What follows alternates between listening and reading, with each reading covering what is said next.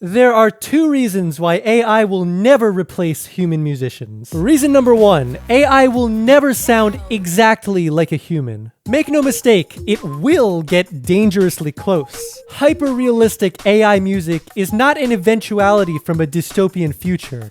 It's already here. What's up? We're here on the streets of Washington, D.C., seeing if people can tell the difference between human music versus AI music. Here is song number one.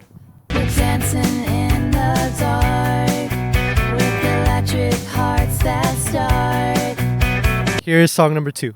Basics, said it once or twice while you wasted. Which one do you think was AI?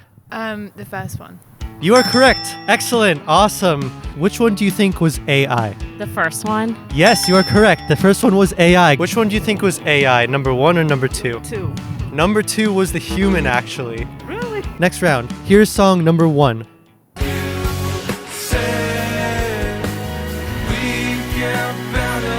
And here's song number two. Which one do you think was AI? I think the second one. Yes, you are correct. Which one do you think was AI? The first one was AI. The first one was human. Which one do you think was AI? That's tough, but I'm going to go with two. You are correct. Excellent. You're on a roll. Even if you got the answers right, you have to admit the AI sounds incredibly realistic. Like, it's almost uncanny. So given that half the people I asked couldn't tell the difference between an AI and a human, why am I not worried about the machines taking over?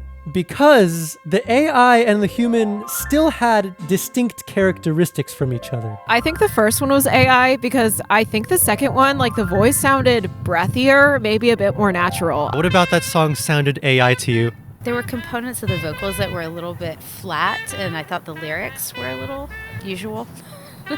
I think most people are not aware of just how unbelievably detailed digital audio is. I'm gonna sing the same note twice. The first time using my human voice, and the second time using a computer-generated voice.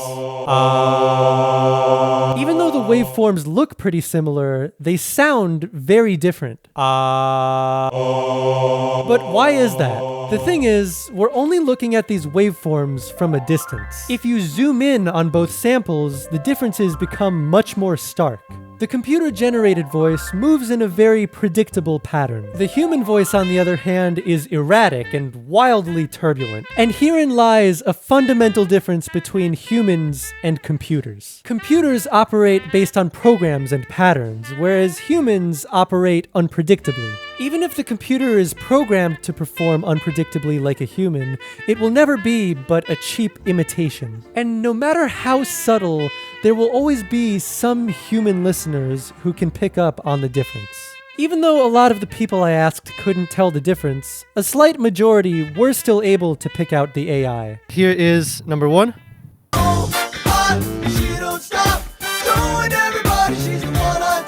And here is number two. Oh, you didn't even let the song finish. That human song is off my album, by the way. Check it out, link in description. And keep in mind, this is while they were outdoors on a freezing cold day with wind blowing and the sound of cars and helicopters all around. Your ears are kind of magical. No other sense of yours can pick up as many fine details as your sense of hearing. The Phantom TMX 7510 high-speed camera can record video at 76,000 frames per second at its highest resolution. My free pedestrian audio recording software can record music at 48,000 kilohertz, which means 48 million cycles, or audio frames per second. On top of this, your eyes cap out at around 30 to 60 frames per second. Your ears, on the other hand, pick up so many frames per second that we don't even conceptualize them as frames, but rather just fluid intake. In my opinion, the realism of AI music is kind of like an exponential function graph. That line will forever keep on getting closer and closer to zero, but it will never quite get there. Only time will tell, but I truly believe that we will always be able to detect even minuscule differences between AI versus human voices. By the way, I'm not saying that AI sounds bad. To the contrary, I actually think it sounds pretty cool. There is something qualitatively intriguing about the sound of this music. For example, the vocals seem to have this particular echo to them, which I don't think a human voice could imitate.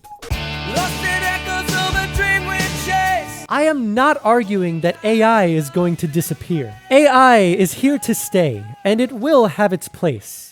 When the electric bass guitar was invented in the 1930s, there were people who were worried that it would completely replace the traditional upright bass. And in some applications, it did. Yet here we are almost 100 years later, and there are still people playing the upright bass. Why? The electric bass is lighter, easier to transport, and easier to learn. Why even bother with this big, bulky, doghouse-looking thing? Because the upright bass has an undeniably unique quality to its sound. There are electric basses that sound really, really close to an upright, but no matter how close they get, they will never have that deep, woody bass tone like an authentic double bass. If I never had one cent, I'd be rich. AI is really good at imitating certain sounds. I think an AI voice would sound really cool on like a Daft Punk type of song.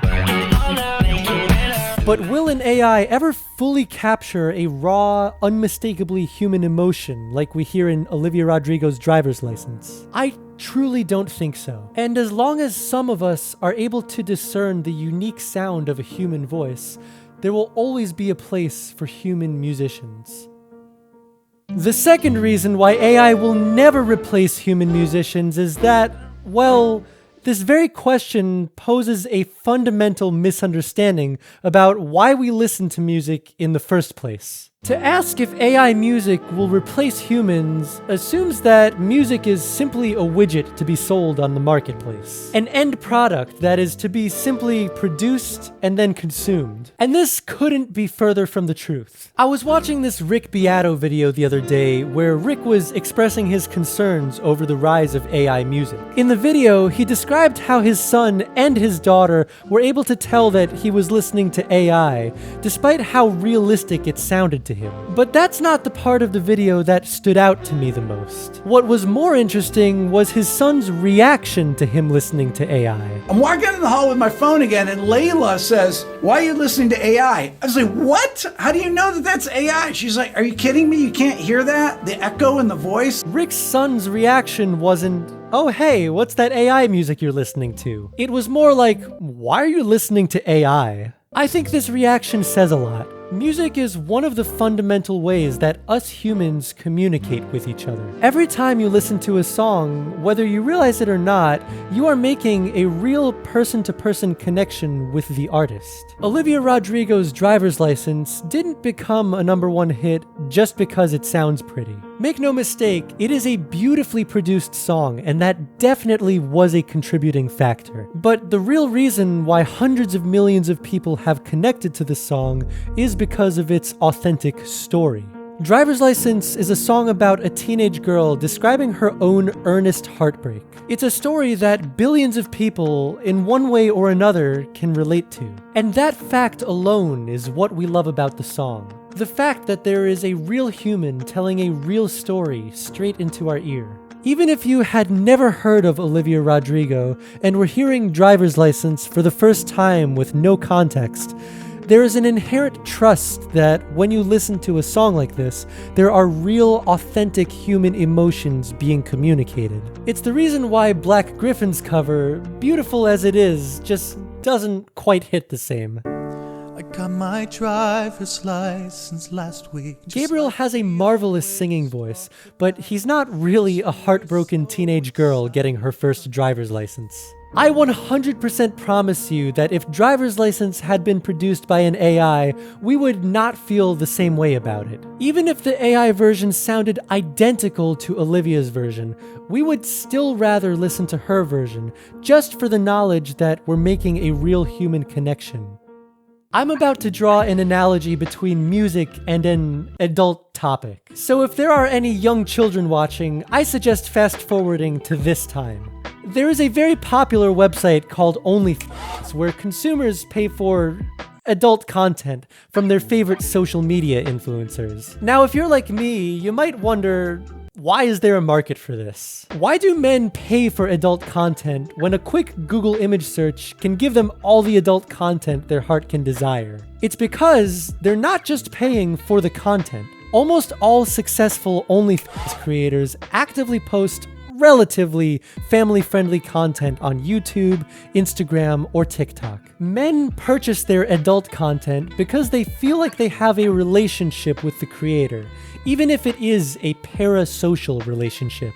That human connection, even a parasocial connection, is what they're paying for. And you know, in this regard, our relationship with music is not that different. The key difference, of course, being the demand for music is, much more universal than the demand for this type of adult content. Social and parasocial relationships are valuable in and of themselves. And even if we don't know the artist personally, or even know much about them, we still feel some type of human-to-human connection with them.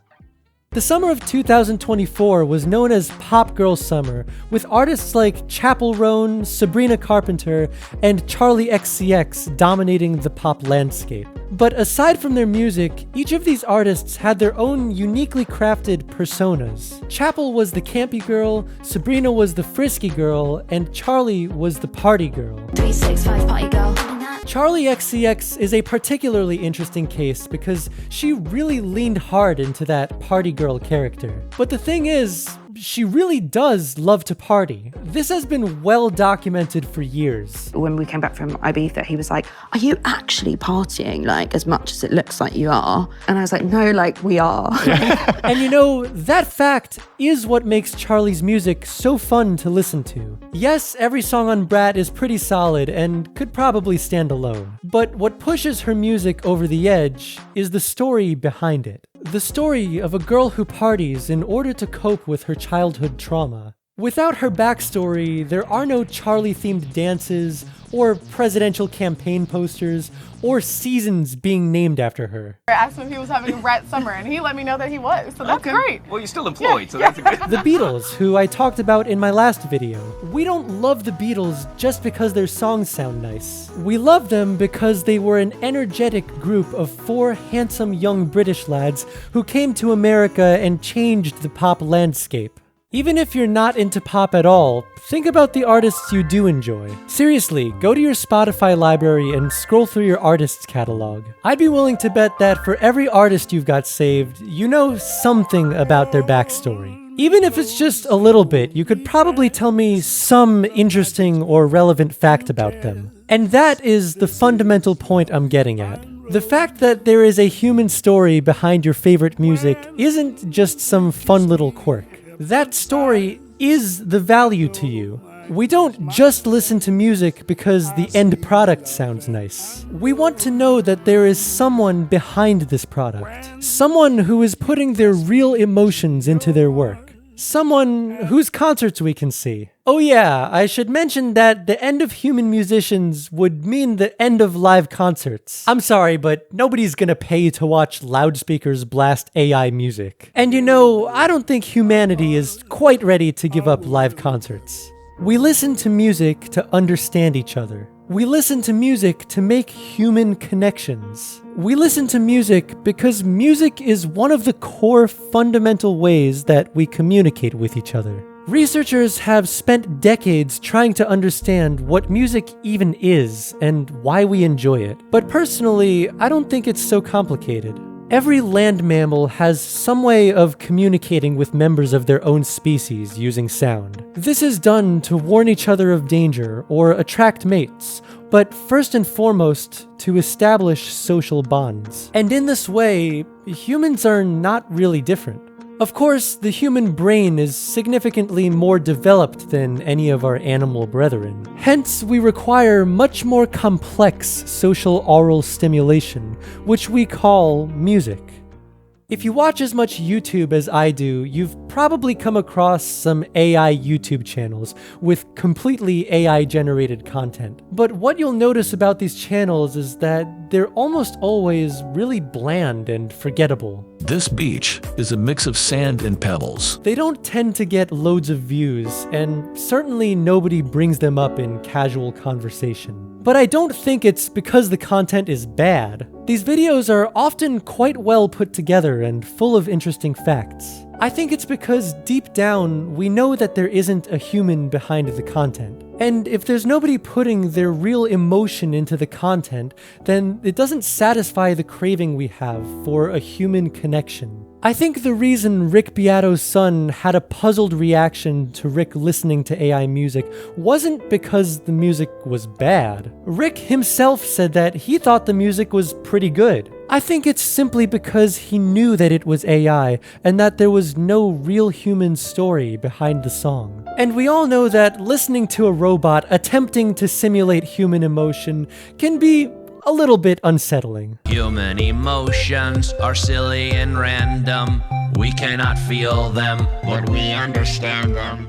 There's a YouTube short by the creator Magnify that perfectly encapsulates my feelings on this topic. Here's one painting that AI could never create. It's The Governesses of the Almshouse by Dutch painter Frans Hals, which shows 5 wealthy ladies who ran a public charity in Haarlem. Now, you could ask an AI to make a realistic painting of 5 old Dutch women and get something similar, but what this one lacks is drama. Frans Hals was one of the first to capture realistic and lively facial expressions, but he was also totally broke, and he depended on these wealthy old ladies to keep a roof over his head. And if you look at how he paints them, would you guess that he likes them or resents them? A lot of the intrigue of this painting comes from the tension between the painter and the world. AI can pump out a street scene and the visual style of Van Gogh, but what it doesn't have is a real relationship to society that makes it interesting. Obviously, he's talking about paintings, but the exact same principle applies to music. It's not the outcome that matters the most, but rather the art's relationship to society. In the coming years, AI will be used in the production of popular music. In fact, it already has been for a while. But AI will forever remain but a tool in a musician's arsenal. I'd be willing to bet a lot of money that in your lifetime, there will never be a top 40 hit that's completely computer generated with zero human input. There will always, somewhere, be a human making artistic decisions at some point in the process. A human with a story. A human with emotions. A human who is attempting to make a person-to-person connection with you. Because, fundamentally, that is what makes it music. Oh yeah, so I did say that Adam Neely was going to be in this video. So here's the thing. A little over a year ago, I met Adam at one of his concerts and got to interview him. The thing is, I may or may not have forgotten to press the record button on my microphone. Bruh. So yeah, this entire interview was pretty much unusable. But you know, if you're interested, here are Adam Neely's thoughts on the subject. Do you think that AI music will ever overtake humans? Like any piece of technology, there will always be things which change. People will go out and work. People might lose their jobs. The same thing happened when recording was entering. People were afraid that people would stop buying musical instruments, and musical instruments did go down in sales in the 20th century. That said, they will never fully replace human musicians. They'll just be a new way of making music. All right, thank you, Adam. Of course.